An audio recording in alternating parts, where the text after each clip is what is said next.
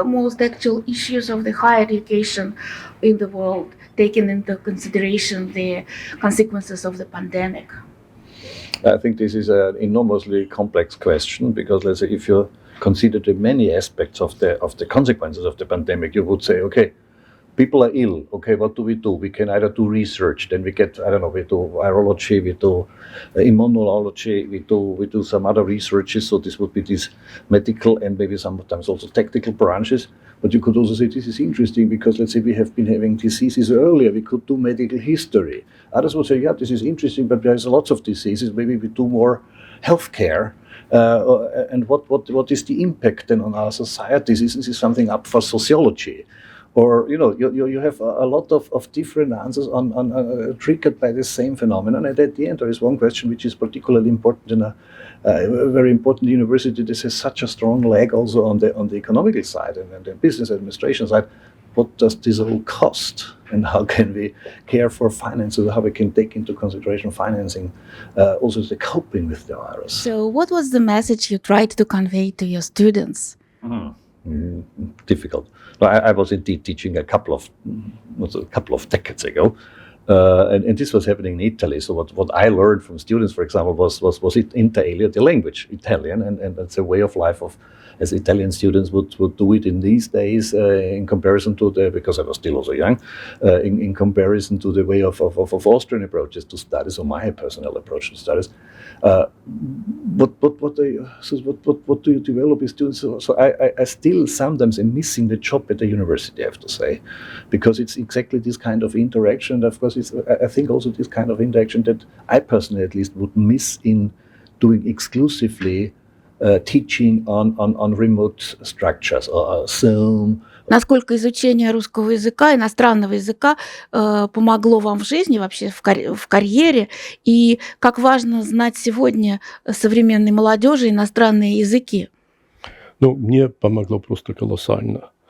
Вся моя жизнь, она построена, я могу сказать, и вокруг этого. Я, конечно, работал, я был послом и в Китае, я был австрийским послом при ООН в Нью-Йорке. Знание языков, да, это вообще ключевой элемент всего образования. И русский, китайский, испанский, хоть какой. Но это важно, потому что это дает не только возможность общаться, но это именно способ, чтобы понимать другие культуры, другие народы. Сейчас много говорят о soft skills, которые необходимы каждому современному человеку, и опять-таки применительно к студентам. Какие бы вы назвали soft skills? Soft skills, да, это что-то иногда, с моей точки зрения, не хватает именно в России.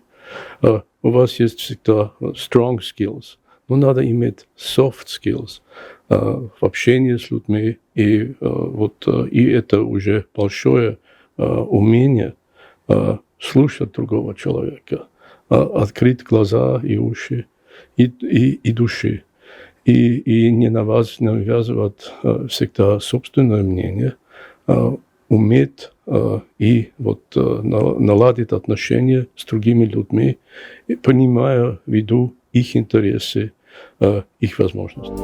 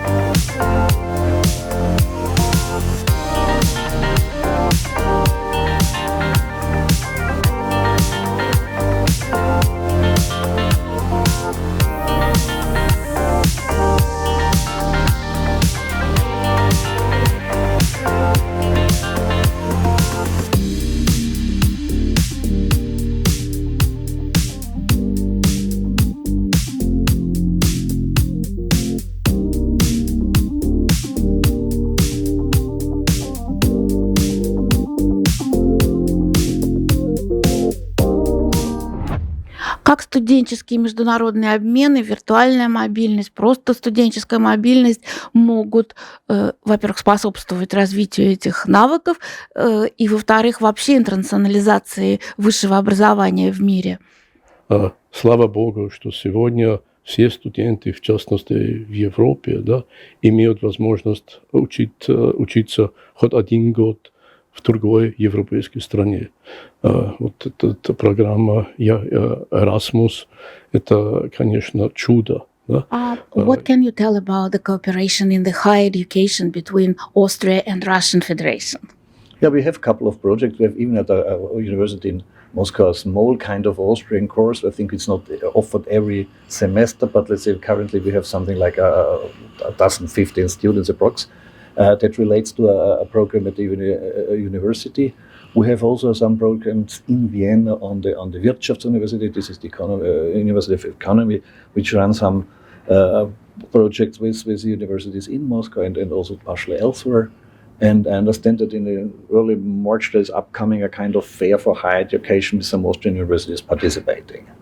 So there is something ongoing, and of course we have a couple of students on the Erasmus Plus from Russia. How not? And I think they like to be in Austria, but we have relatively little, as you can also imagine, in Russia. Are there any special plans of cooperation with RANEPA? Not so far, but we have already had 2 invitations earlier today by the rector, so I think we will have to look into the issue. So it's developed.